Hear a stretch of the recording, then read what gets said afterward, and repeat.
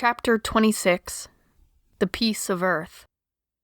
I love the warm months, when the memories come, when my heart breaks just thinking of those I have lost. I go out into the garden. I pull up grass and weeds and train the vines. I dig deep in the rich earth. It brings me comfort and soothes the hurt. Each year is a miracle. Each day and week and month that passes is a song of triumph. We rise again. We survive. And I can feel life in each handful of dirt I move. Jess's journal. Jess lay on a pad from the porch swing, a thin blanket over her. Jacob was cuddled close. He was asleep, having fussed and cried a good part of the night. She wasn't much better off. Her dreams had been bloody and violent. The world seemed full of death and despair, despite the sun and the birds chirping. Signs of life and growth surrounded her. It felt like a slap in the face. How dare the world be so beautiful, right here, when only a few 100 feet away, Aaron's lifeless body lay. She had managed to dig down several feet before the sun climbed high in the sky. She collapsed on the ground to rest and nursed Jacob. David had scrounged a late breakfast, discovering several woody radishes and asparagus stalks in the old garden, and supplementing them with a precious can of beef stew. Jess hadn't been hungry, but she sat up and ate what David handed her. The food tasted like sawdust. Aaron was gone, but no matter how much that hurt, she wasn't, and 3 young lives depended on her now. They needed her to stay strong. She swallowed mechanically and sipped from the cup of tea David had passed to her. It was hot, and he must have used the farmhouse stove.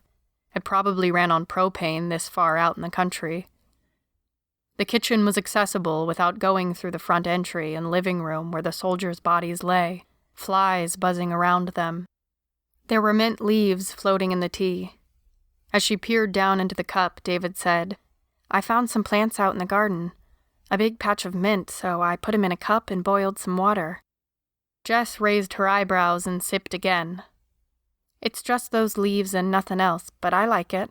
I picked a lot and put 'em in one of the packs." He looked away, back at the partially dug hole in the sheet-draped body nearby. "I'll dig for a while." He didn't want to tell her yet, but he knew he would have to soon. Before he had heated up the water in the kitchen, he had gone through both soldiers' pockets. It had taken every bit of nerve he could manage. Hands shaking, he had collected weapons, gone through their packs, and found extra ammunition and some cans of food. He had also found something else, something that changed everything and made him want to run screaming back to Clinton, with Tina's hand clutched in his. As much as he wished for the safe comfort of his hidey hole, he knew Aaron and Jess had been right. They couldn't survive the winter there, so instead of running, he held his tongue and dug deeply into the earth. The grave was dug by the time the sun was directly overhead in the sky.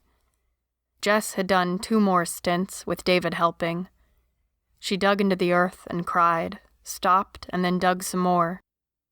Eventually, it was deep enough, and she hugged her friend to her, pulled her body into the open grave, and then slowly climbed out.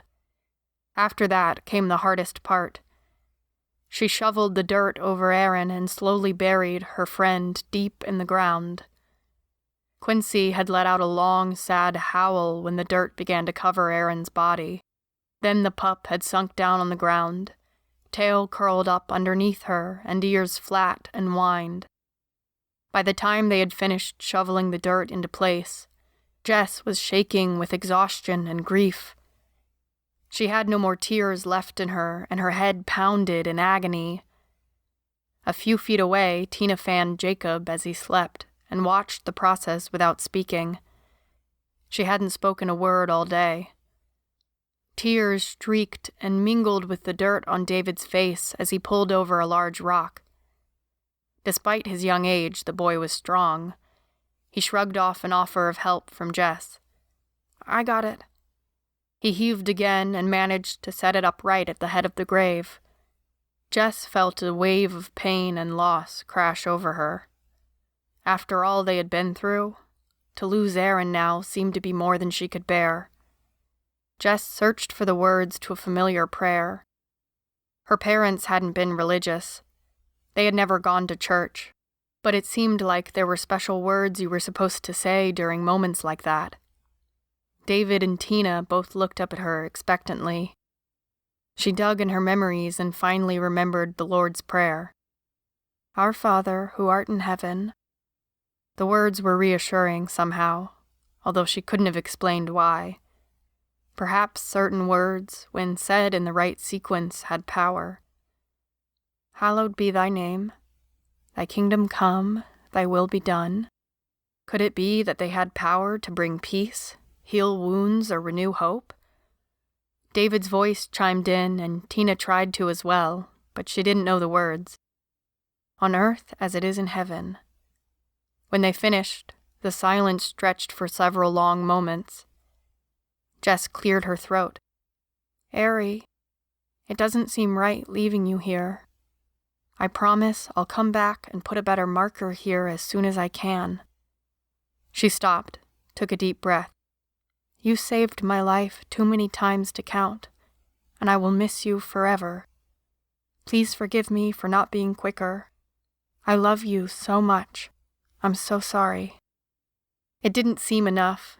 It felt unfinished somehow, so she searched her memories and smiled as the tears slipped down her cheeks.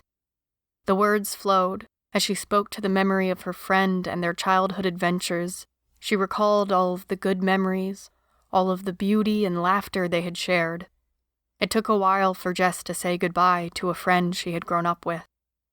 When she was done, she placed her son in his sling, picked up what she could carry of their packs, turned toward the east, and began to walk. David and Tina followed close behind, and Quincy ran ahead. None of them said anything for a long time.